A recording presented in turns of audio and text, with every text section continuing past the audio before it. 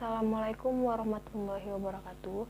Saya Vivik Adawiyah dengan NIM channel D018027 kelas perpajakan F Universitas Jambi tahun 2020. Saya di sini akan memenuhi tugas kuliah dari dosen saya dengan mata kuliah akuntansi perpajakan. Langsung saja ke materinya, yaitu konsep dasar akuntansi perpajakan. Karakteristik informasi dalam laporan keuangan. Yang pertama, dapat dipahami. Informasi yang berkualitas adalah informasi yang dapat dengan mudah dipahami oleh membacanya.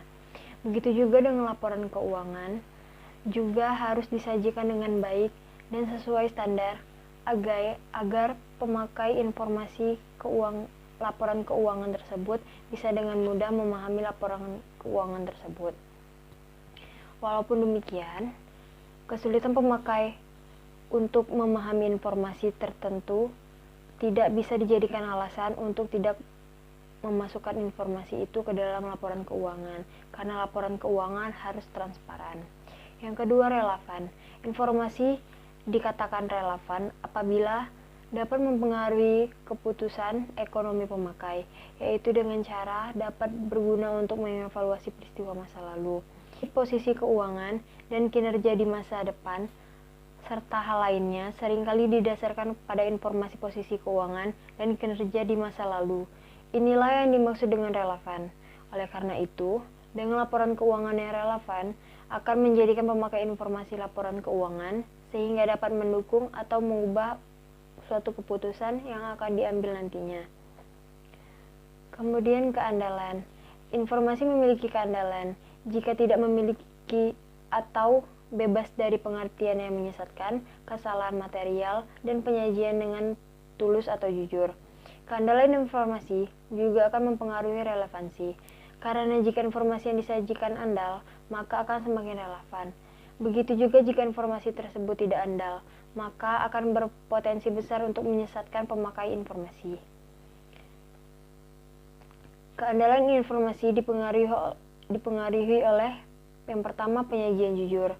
Agar dapat diandalkan, maka informasi harus menggambarkan dengan jujur keadaan sebenarnya, transaksi dan peristiwa yang seharusnya disajikan dan secara wajar.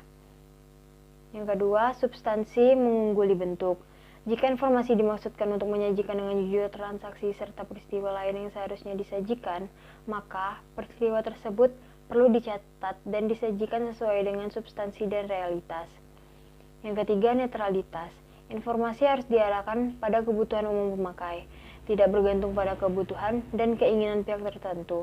Tidak boleh ada informasi yang menguntungkan beberapa pihak, yang akan merugikan pihak yang memiliki kepentingan yang berlainan. Pertimbangan sehat mengandung unsur kehati-hatian pada saat melakukan perkiraan dalam kondisi ketidakpastian, sehingga penghasilan tidak dinyatakan terlalu tinggi dan kewajiban tidak dinyatakan terlalu rendah. Namun demikian, penggunaan pertimbangan sehat tidak memperkenankan seperti pembentukan cadangan tersembunyi atau penyisihan berlebihan dan sengaja menetapkan penghasilan yang lebih rendah atau kewajiban atau beban yang lebih tinggi yang membuat laporan kewajiban menjadi tidak netral dan akan menjadikan laporan keuangan tidak andal. Selanjutnya, kelengkapan. Agar dapat diandalkan, informasi dalam laporan keuangan harus lengkap dalam batasan materialistis dan biaya. Kesengajaan untuk tidak mengungkapkan mengakibatkan informasi menjadi tidak benar atau menyesatkan, karena itu tidak dapat diandalkan dan kurang relevansinya. Yang keempat, dapat dibandingkan. Pemakai laporan keuangan harus bisa membandingkan laporan keuangan perusahaan antar periode untuk mengidentifikasi kecenderungan posisi dan kinerja keuangan.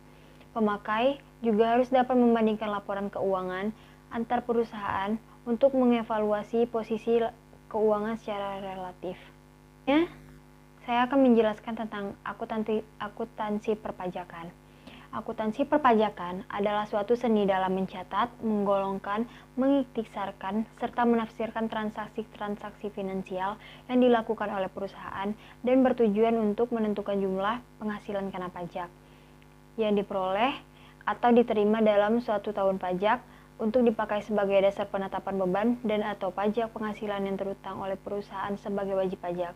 Wajib pajak meliputi wajib pajak badan dan wajib pajak orang pribadi. Pajak terbagi menjadi dua jenis, yaitu pajak langsung dan pajak tidak langsung. Pajak langsung adalah salah satu jenis pajak yang didasarkan pada jumlah kekayaan dan penghasilan yang dimiliki oleh suatu individu. Pembayaran pajak jenis ini dilakukan secara langsung oleh individu tersebut tanpa adanya perwakilan dengan besaran yang tertera pada Undang-Undang Perpajakan. Sedangkan pajak jenis tidak langsung adalah pajak yang diterapkan ketika terjadi satu transaksi keuangan dan dalam penerapannya dapat dibebankan kepada orang lain yang terlibat dalam transaksi tersebut. Contohnya ketika membeli produk di supermarket biasa yang sudah terhitung pajaknya. Kemudian pelakuan pajak atas akuntansi pajak. Yang pertama, ada transaksi. Pada saat terjadinya transaksi, perlu diperhatikan apakah ada komponen pajak yang ada dalam transaksi tersebut. Untuk transaksi penjualan, apakah ada PPN dan apakah ada PPh yang dipotong atau dipungut oleh lawan transaksi. Untuk transaksi pembelian dan biaya, apakah ada PPN dan apakah ada PPh yang harus dipotong atau dipungut oleh perusahaan. Kemudian ada jurnal. Pada saat penyusunan jurnal perlu diperhatikan apakah dalam suatu transaksi terdapat komponen pajak sehingga penyusunan jurnal tidak keliru. Kemudian buku besar. Dalam penyusunan buku besar perlu dibuat akun-akun yang mengakomodir transaksi yang mengandung pajak. Lalu laporan laba rugi. Penyusunan laporan laba rugi disusun berdasarkan akuntansi keuangan yang berpedoman pada PSAK. Dan yang terakhir ada laporan neraca. Untuk penyusunan laporan neraca, perlu diperhatikan bahwa tidak ada laporan neraca khusus pajak. Yang ada adalah laporan neraca komersial berdasarkan PSAK. Kemudian ada prinsip akuntansi perpajakan. Yang pertama ada kesatuan. Penggunaan akuntansi pajak sendiri menunjukkan bahwa negara benar-benar menganggap badan usaha sendiri sebagai bagian dari ekonomi. Hal ini menunjukkan bahwa perusahaan juga merupakan kesatuan ekonomi yang berbeda dengan entitas ekonomi lain seperti pemiliknya, apalagi badan yang tidak punya hak hukum. Yang kedua ada historis. Pencatatan keuangan yang dilakukan oleh perusahaan sendiri mengharuskan memiliki prinsip historis, yakni sebenar-benarnya terhadap pembiayaan yang dilakukan. Sebagai contoh, ketika perusahaan membeli sebuah bangunan seharga 1 miliar dan dalam negosiasi harga turun menjadi 800 juta, pencatatan yang dilakukan yaitu harus 800 juta. Yang ketiga, pengungkapan penuh. Ketika melakukan pembukuan terhadap setiap transaksi yang dilakukan, perlu dicatat dengan detail dan bersifat informatif. Ini menunjukkan bahwa setiap kegiatan yang aliran keuangan perlu dilakukan dengan hati-hati. Bisa juga ditambahkan lampiran keuangan untuk keperluan referensi.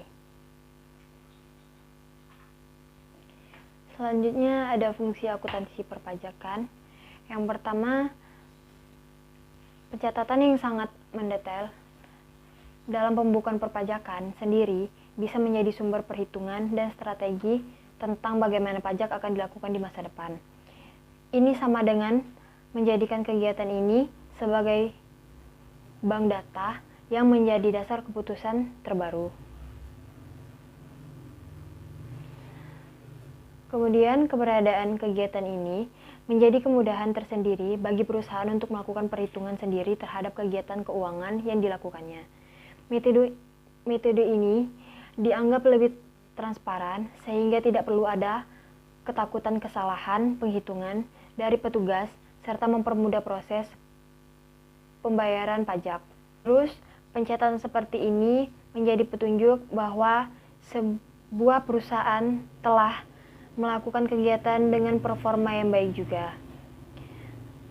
Kemudian, pencatatan pajak perusahaan ketika dilakukan dengan prinsip pengungkapan penuh dapat menyajikan data aktual bagaimana kondisi keuangan badan usaha tersebut. Itulah beberapa fungsi pokok dari keberadaan akuntansi perpajakan sendiri yang jika ditarik garis masih banyak keuntungan lain yang bisa didapatkan. Semua keuntungan tersebut hanya bisa didapati ketika perusahaan melangsungkan kegiatan sebaik dan serapi mungkin. Selanjutnya yang terakhir ada akun akuntansi pajak.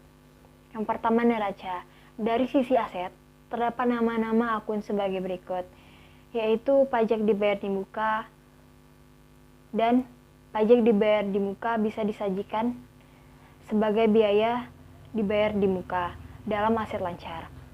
Pajak dibayar di muka terdiri dari PPh 21, PPh 23, PPh 24, PPh 25, dan PPh 28A. Selanjutnya, PPh atas penghasilan, hak atas tanah dan bangunan, dan pajak masukan. Dari sisi kewajiban, terdapat nama-nama akun sebagai berikut, yaitu utang pajak. Utang pajak terdiri atas PPh 21, PPh 23, PPh 26, PPh 29, dan pajak keluaran.